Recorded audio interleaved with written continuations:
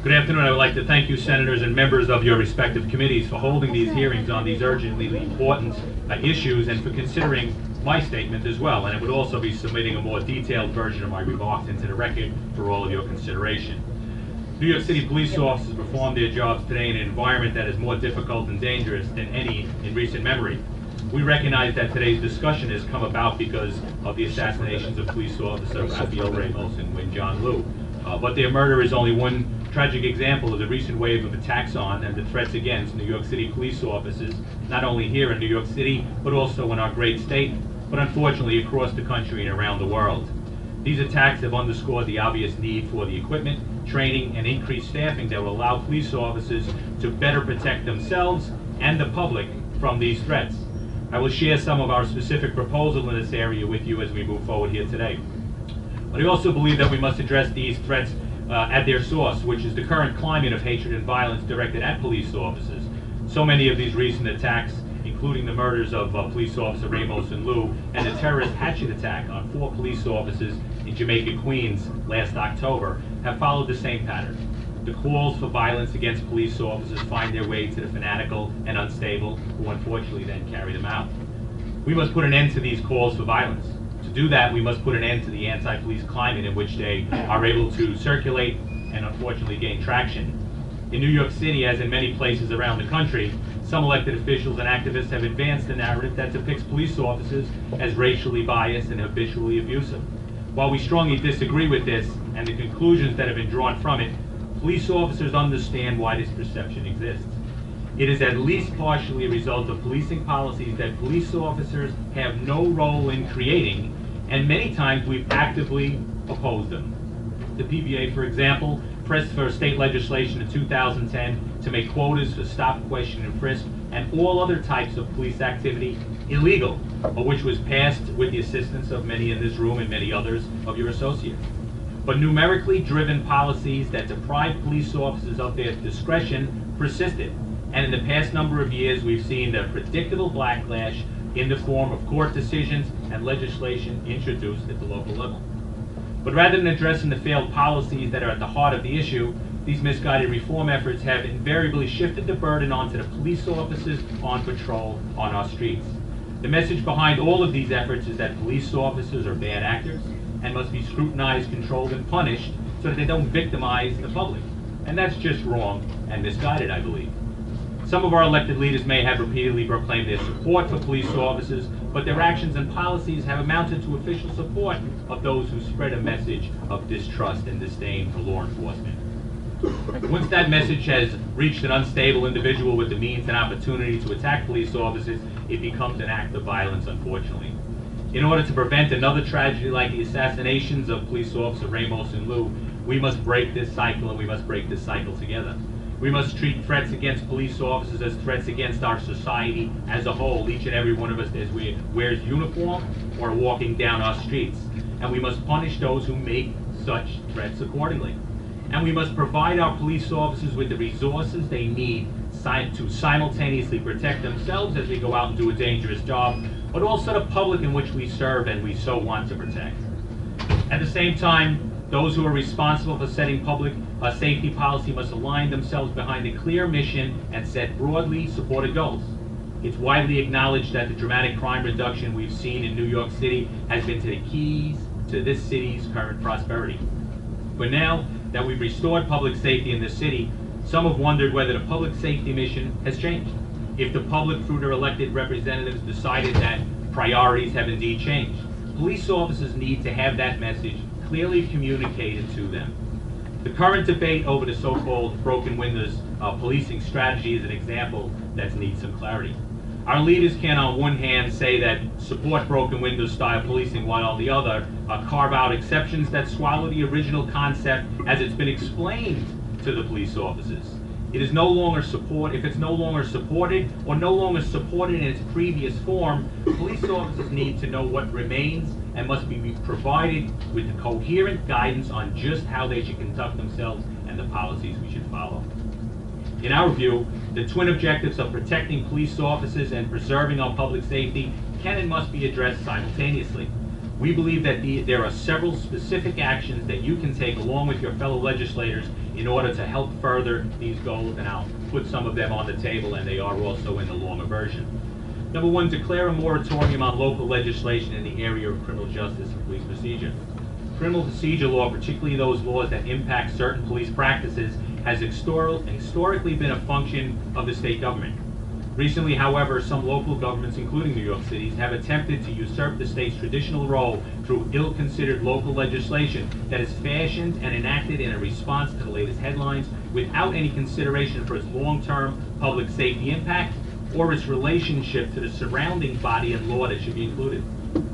Importantly, issues of criminal justice deserve more careful, deliberate, and reasoned consideration, and we believe that the legislature's statewide purview leaves it better equipped to play that role. For that reason, we will seek a law specifically consigning the area of state to the state legislature, effectively declaring a moratorium on all local legislation impact of criminal or policing procedures and invalidating any existing law or legislation of this type. 2, protect due process for police officers. Police officers spend their entire careers protecting the rights of those we serve. We must be afforded the same legal processes that are guaranteed to the civilian population, especially where liberty interests are implicated. As the U.S. Supreme Court has said in quotes, policemen, like teachers and lawyers, are not relegated to a watered-down version of constitutional rights, end quote. Recently, we've heard calls for changes to the way the criminal cases involving police officers are handled. Many of those proposals would effectively place police officers in a separate justice system, with the express purpose of indicting police officers on charges that would not stand under normal operational law. This is a blatantly unjust and inequitable concept. We urge you to oppose any legislation that may come before you that would create a separate justice system for police officers who are also citizens of our great city and state. 3, increase penalties for threats and assaults against police officers. As I noted earlier, an attack on a police officer is an attack on society as a whole, and the penalties for such attacks or threats of attacks must reflect that. For that reason, the PBA is calling for 4 changes to existing law. The first change would make it a B felony to assault a police officer and cause physical injury while at a public assembly, making it punishable by up to 30 years in prison. The second change would make it a D felony to menace a police officer with a dangerous instrument, strengthening a statute that currently covers only threats with a deadly weapon. The third change would make it a D felony to encourage imminent violence against a police officer. A second component of this charge would make similar threats against police officers issued in connection with a terrorist group a C felony, punishable by up to 15 years in prison. Our hope is that these 4 changes will not only serve to punish the perpetrators who may carry out these threats and attacks, but will help prevent such threats from happening in the first place, which would stop violence in the future. 4, increase NYPD staffing. Since 1999, the NYPD's uniform head count has declined by roughly 7,000, while the city's population has grown by almost 1 million. These cuts have been most deeply felt in the local precincts and patrol commands that provide the basic police services that New Yorkers rely on every day in our neighborhoods around the city, as an increasing number of police officers have been drawn away from patrol to fulfill critical counter-terrorism needs. The PBA has warned for years that this reduced staffing level is detrimental to public safety and also puts our members at risk. It was also one of the key factors that led to the aggressive, quota-driven policies that I referenced earlier in my statement. As the city's population and demand for police services continue to grow, our policing policy resources are already approaching the breaking point. We believe that the legislature can play a role in ensuring that this situation never occurs. Accordingly, we ask for legislation that mandates a return to the NYPD's 1999 staffing levels, as that sets a minimum threshold for staffing that will rise with the city's growth in the future.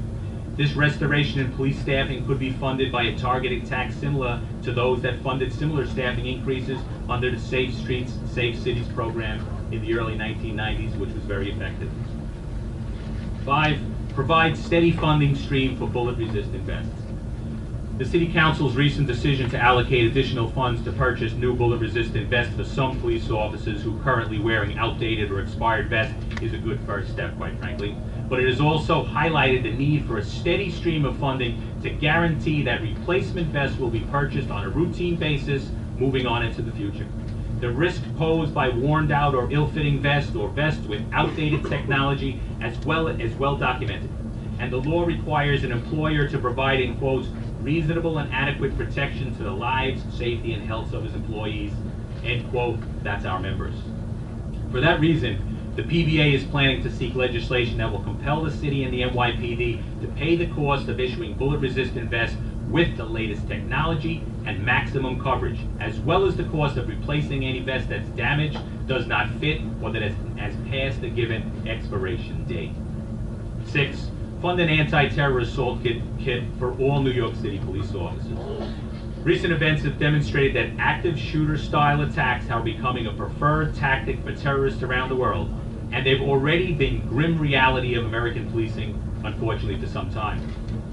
The NYPD and many other departments now instructs police officers to engage the suspect as soon as possible to end the threat and prevent any further loss of life. This means that the first police officers on the scene, usually our patrol officers equipped only with handguns and standard bullet-resistant vests, are expected to confront a heavily armed shooter or even many times multiple shooter situations. That is why the PBA has called for many years for the NYPD to equip all police officers, both those on patrol and those stationed at fixed locations, with an anti-terror assault kit consisting of at the very least, an assault rifle, tactical body armor, including a ballistic helmet for our members. Today, the need for this equipment is even more urgent, and we intend to seek legislation that would provide funding for this equipment and compel the NYPD to provide it to all its members and train them in it. 7, equalize line of duty disability benefits. All of the measures I've discussed so far are aimed at proactively protecting police officers and ensuring their safety moving forward, and nothing should diminish that focus. But New York City and New York State also has a moral obligation to care for those police officers who've been seriously injured in the line of duty, whether through direct attacks or any variety of other hazards that we face on our job.